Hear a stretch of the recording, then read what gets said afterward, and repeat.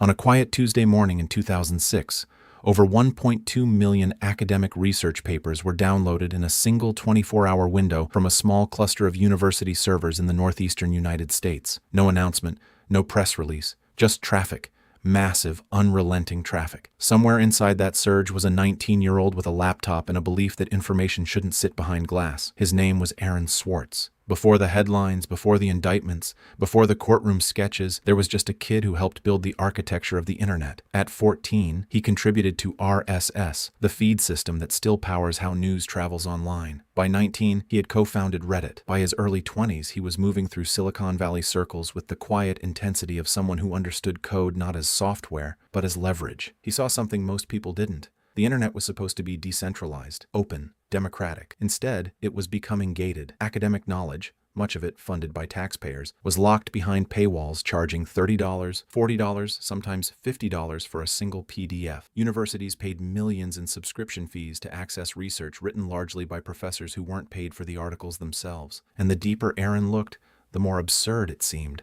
Who did knowledge belong to? One night at MIT's campus, surrounded by humming server racks and open Ethernet ports, he tested a hypothesis. If the network was open, how open was it really? MIT had a policy unlike most universities: no login required for physical network access. You could walk in, plug into a switch, and pull data from subscription databases. Aaron did exactly that. He wrote a script, a simple automated program, that began downloading articles from JSTOR, one of the largest academic journal repositories in the world. At first, it was a trickle, then it became a flood. Hundreds of thousands of documents, then millions. Over 4.8 million academic papers were ultimately copied onto hard drives sitting inside a backpack. But this wasn't random piracy. Aaron wasn't selling them. He wasn't leaking them immediately.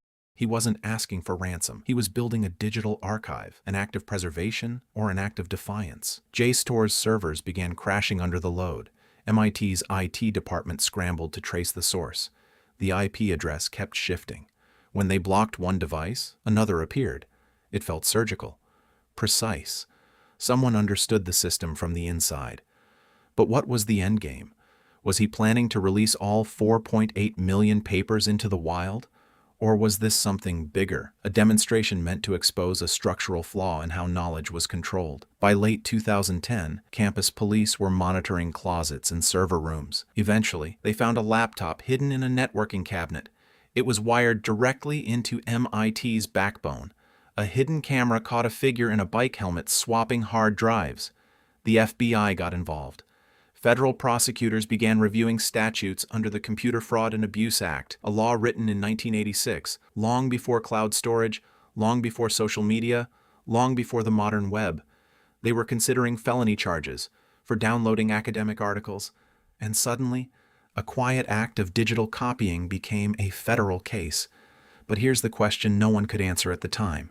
If information is funded by the public, can copying it really be theft? Or had Aaron just exposed a system that never expected someone to challenge it? As prosecutors prepared an indictment that carried a potential sentence of 35 years in prison and $1 million in fines, Aaron made a decision. He didn't back down. He escalated. The indictment came down in July 2011. 4 felony counts, then 13. Wire fraud, computer fraud, unlawfully obtaining information from a protected computer. The numbers were staggering, not because of financial damage, but because of the potential punishment. 35 years, $1 million fine. Prosecutors framed it as a serious breach of federal law. But inside the tech community, something else was happening. Developers, professors, activists, they weren't asking whether the script violated JSTOR's terms of service. They were asking why accessing publicly funded research could trigger penalties harsher than some violent crimes. JSTOR itself had already received the hard drives back. They declined to pursue civil litigation. No financial loss claim. No ongoing complaint. And yet the Department of Justice continued. Why? Behind closed doors, plea deals were offered. Months in prison, felony record. Admit guilt, and the sentence could be reduced. Aaron refused. He didn't see himself as a hacker in the Hollywood sense. He saw himself as part of a larger movement, one pushing for open access, government transparency, and internet freedom. Years earlier, he had helped launch the Open Library Project, aiming to create a web page for every book ever published. He co-authored the Guerrilla Open Access Manifesto, arguing that information locked behind paywalls was a private enclosure of public culture. It wasn't a secret. He had written it openly. "Information is power," he wrote. But like all power, there are those who want to keep it for themselves. The case transformed from a technical dispute into a philosophical standoff. Federal prosecutors tightened pressure.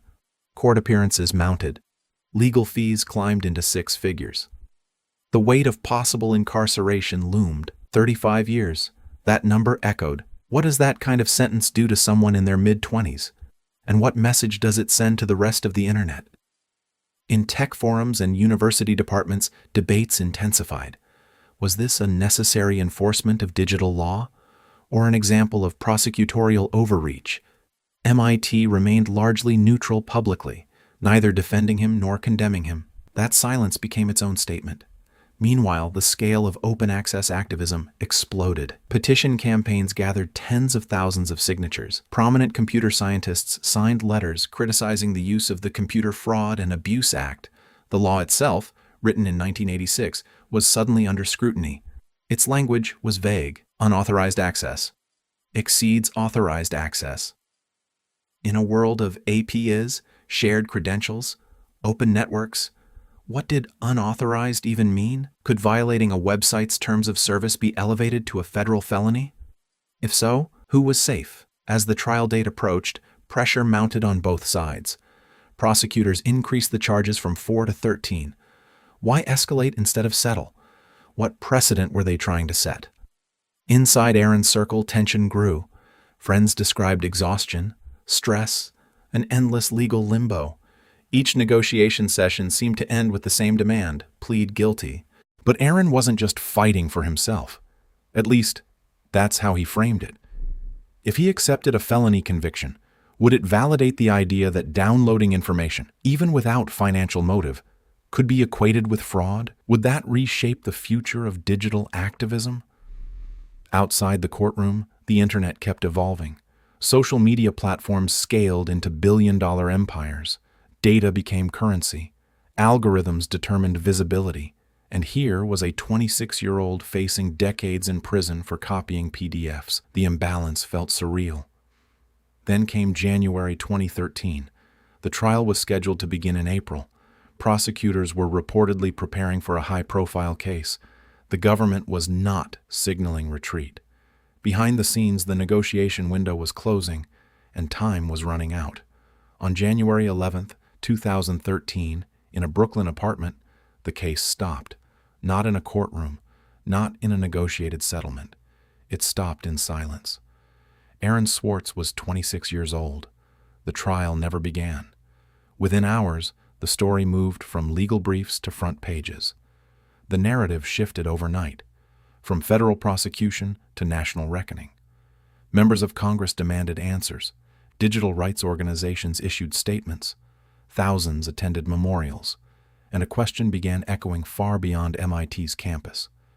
Did the punishment exceed the crime? Or was the crime never clearly defined in the first place?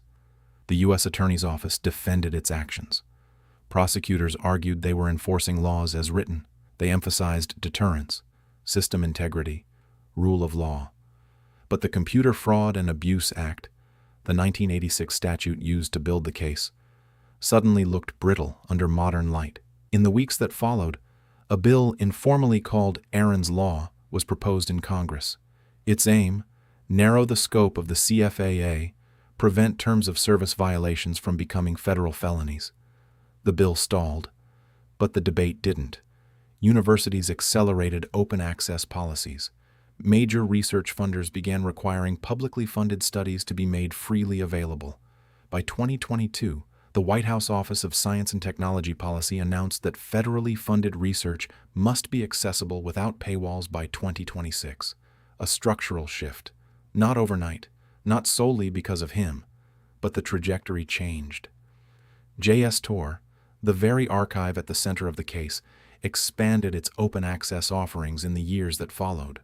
Millions of articles became free to read globally. Ironically, Much of what was once locked away slowly opened, legally.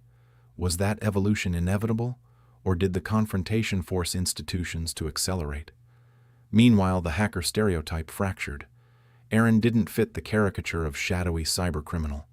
He wore plain hoodies, spoke softly, quoted philosophers, and debated policy. He believed code was a form of civic participation, and that belief spread. Today, open-source software powers most of the Internet's infrastructure. Wikipedia operates on volunteer contributions. Creative Commons licenses allow artists and researchers to share work without gatekeepers. The idea that information should flow freely isn't radical anymore.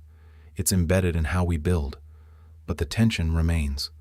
Governments still prosecute under the CFAA. Tech giants guard data behind proprietary walls. Subscription models dominate digital publishing. The Internet is freer than it was in 2006, and more controlled than it was in 1996. Both things are true. Aaron's archive of 4.8 million papers was never publicly released in full. The hard drives were returned. The data sat dormant. Yet the symbolic act, copying the vault, exposed how fragile digital boundaries really are. It demonstrated that access isn't always about capability. It's about permission, and permission is political. Years later, when activists debate encryption backdoors, data scraping lawsuits, AI training on copyrighted material, or government surveillance, echoes of that case surface. Where is the line between innovation and intrusion? Who decides? If knowledge is power, as he wrote, then every firewall is a policy decision. The hacker who gave the Internet away for free didn't dismantle the system. He forced it to look at itself, and in doing so, he left behind something more disruptive than 4.8 million PDFs. He left a question that still hasn't been resolved. In a world built on shared code, can information ever truly belong to anyone?